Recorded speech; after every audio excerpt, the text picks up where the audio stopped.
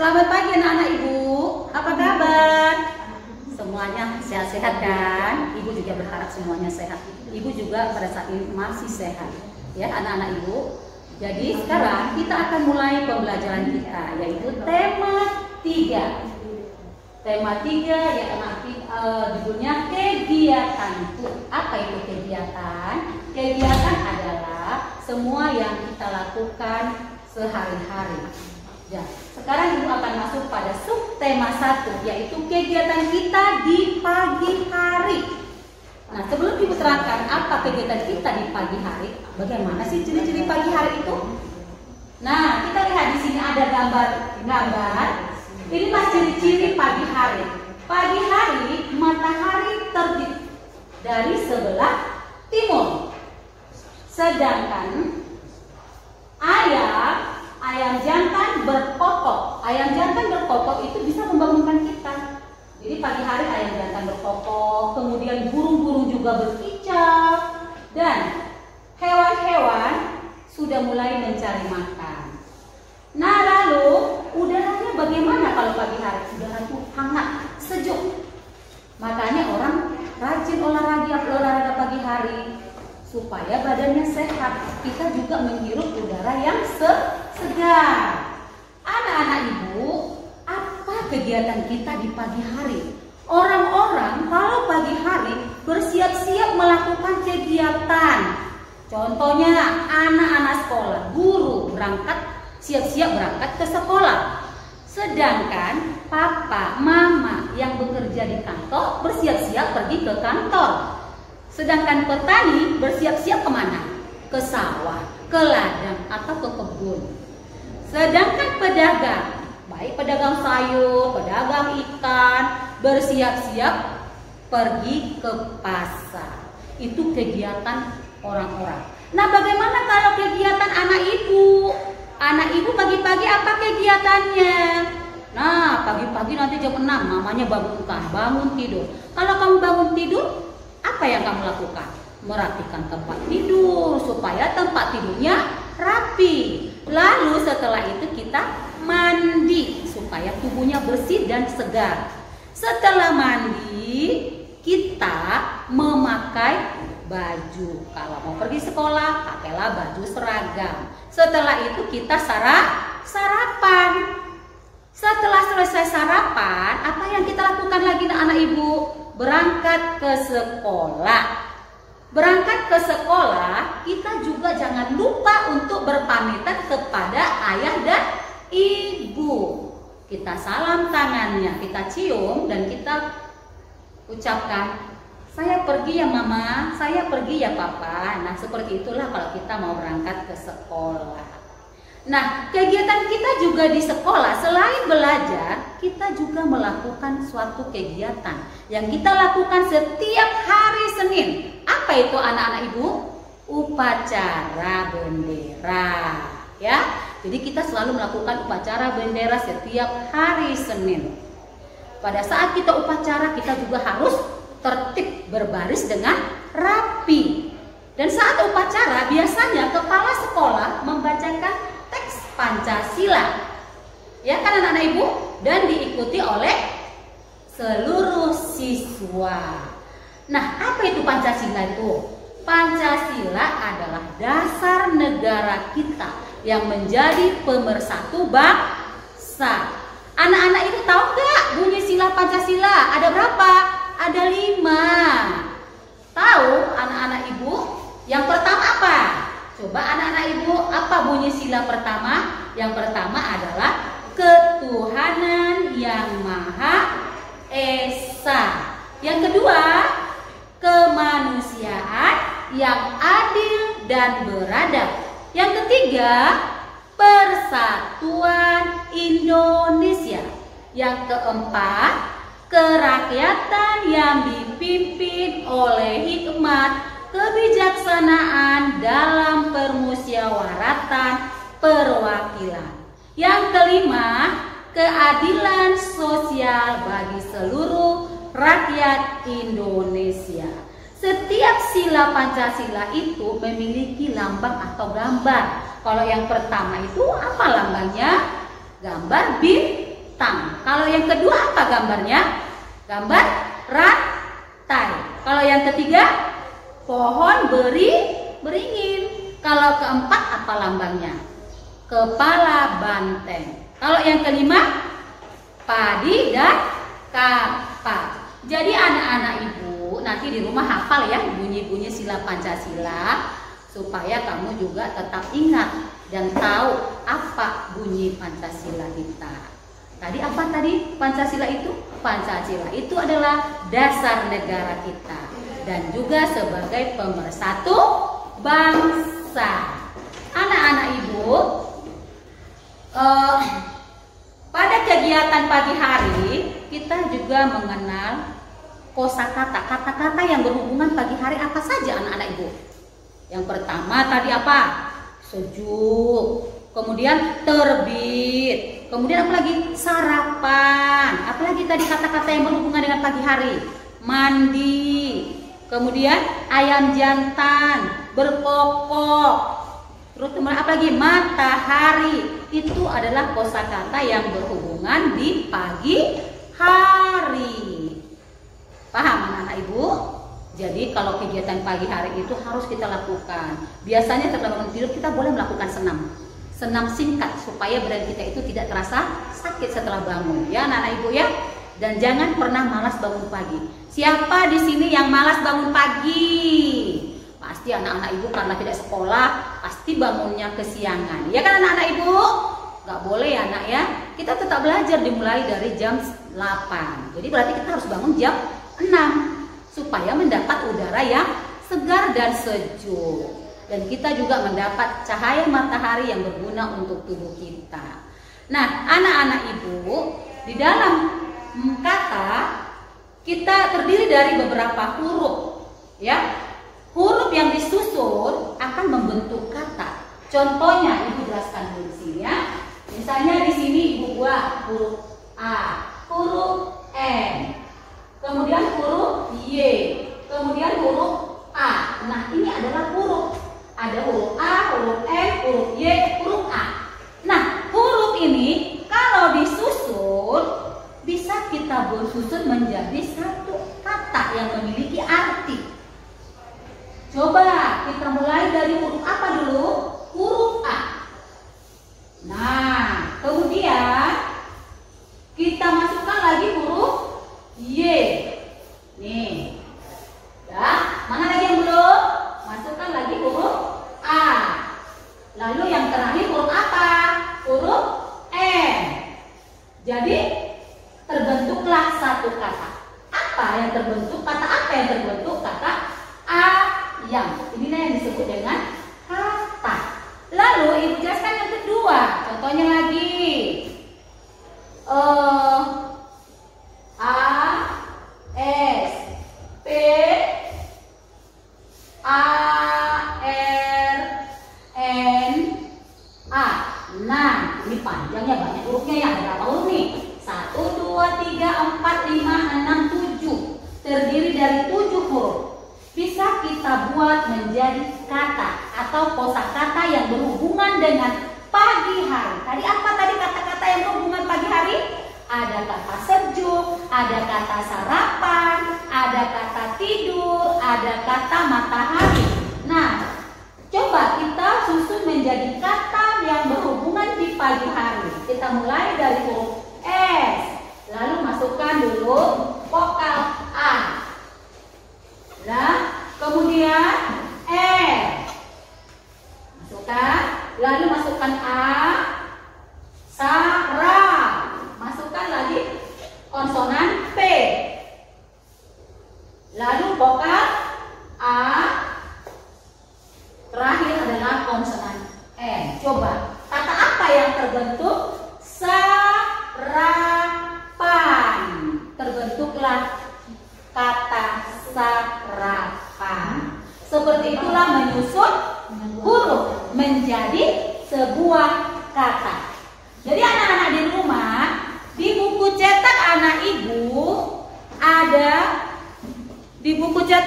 ibu ada tugas kamu menyusun huruf menjadi kata. Yang mana itu anak ibu? Halaman 15 ya anak ibu ya. Halaman 15 ada di sana menyusun huruf menjadi kata. Kamu boleh buat itu latihan kamu di rumah ya anak-anak ibu.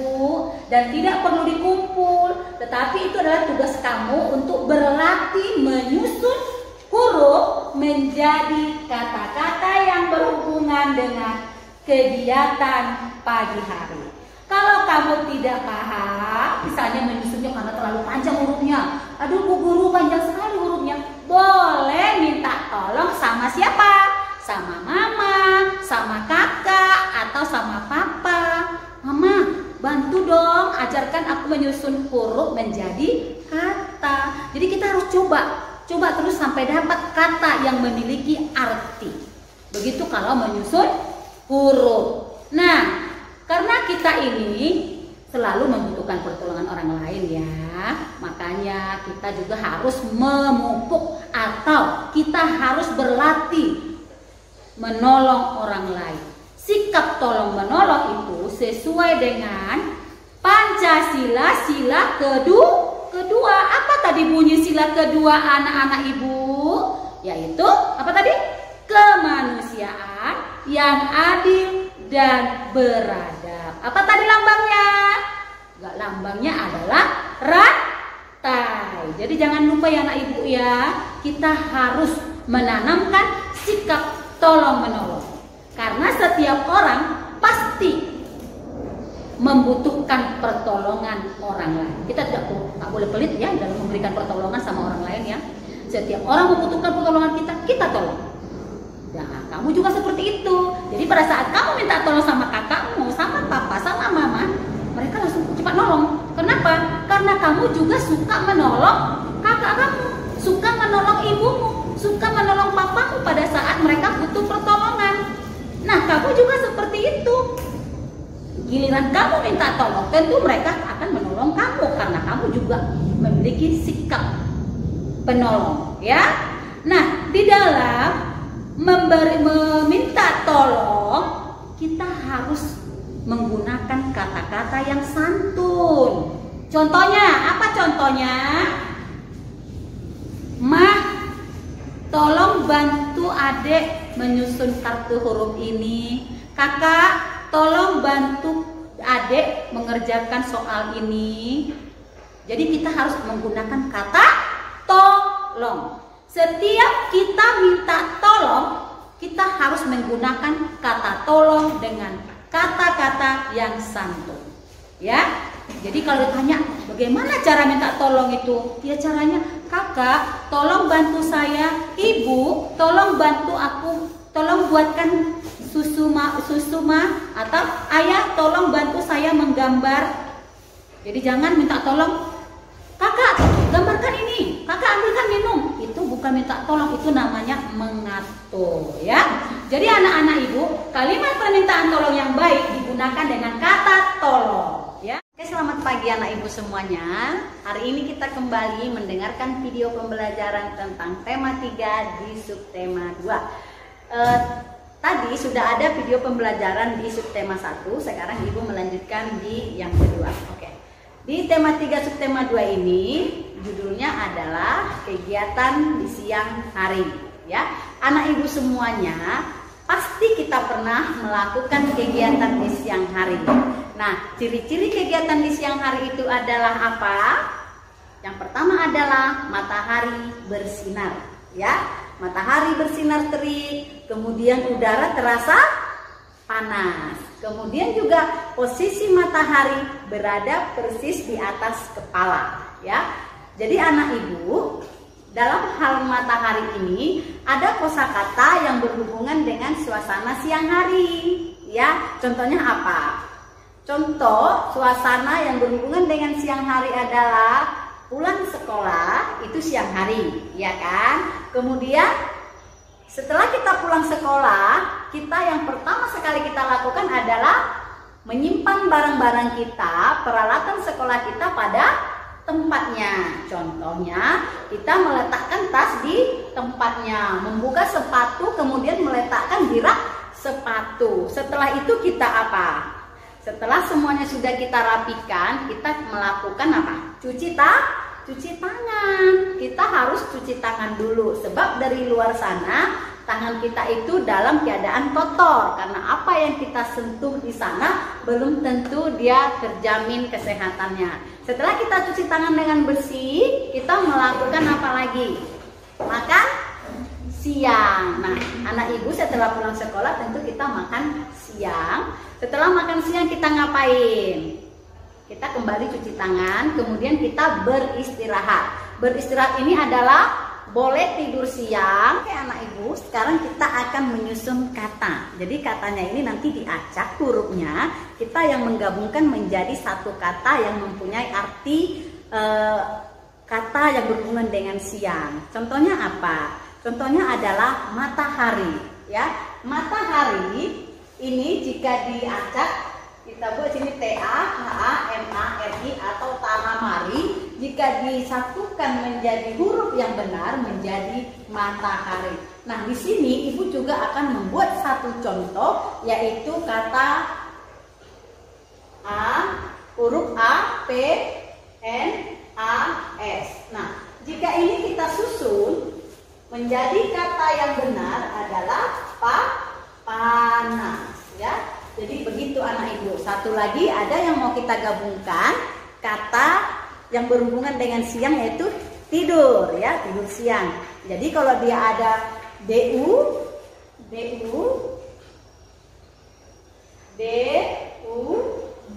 kemudian ITR.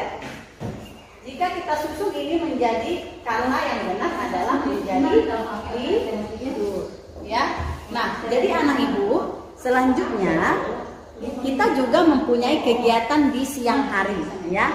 Kita mempunyai kegiatan di siang hari. Apa saja kegiatan anak ibu pada siang hari?